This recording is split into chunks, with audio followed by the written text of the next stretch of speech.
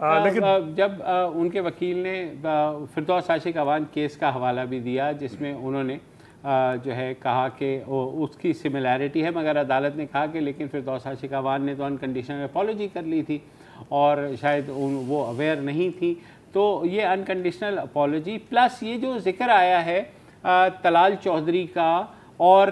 दानियाल अजीज़ का और for that matter निहाल हाशमी का, जिनको सुप्रीम कोर्ट ने तौहीन अदालत में सज़ा दी, इसके बावजूद कि उन्होंने अपॉलॉजी टेंडर भी कर ली, तो ये कंपैरिजन आपको लगता है इस फैसले के ऊपर कहीं ना कहीं असरअंदाज होगा? मेरा ख्याल है कि वो जजमेंट जो थे उनको मेजॉरिटी जो है वो वकला भी और इस्लामाबाद हाई कोर्ट के जजेस ने भी जो है वो इनडायरेक्टली यही कहा कि मे भी उन फैसलों को वो मेरा ख्याल है कि वो एक साइड पे भी रेफ़र कर रहे हैं, लेकिन वो उन नज़ीर को उनकी जो प्रेसिडेंट है उनको जो है वो एडहेयर नहीं करेंगे। जो ज़्यादा उनका फोकस है वो लोअर जुडिशरी की जो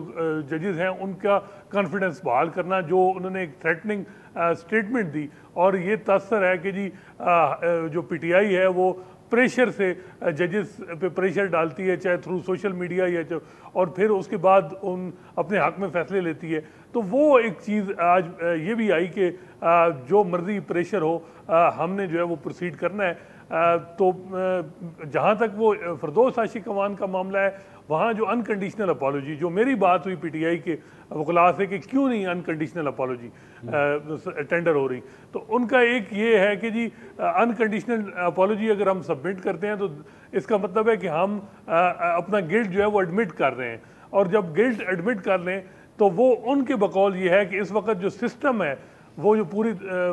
मुल्क में वो हमारे हक में नहीं है, हमारे खिलाफ चल। तो जब हम अपॉलॉजी टेंडर करेंगे तो ऐसा कहीं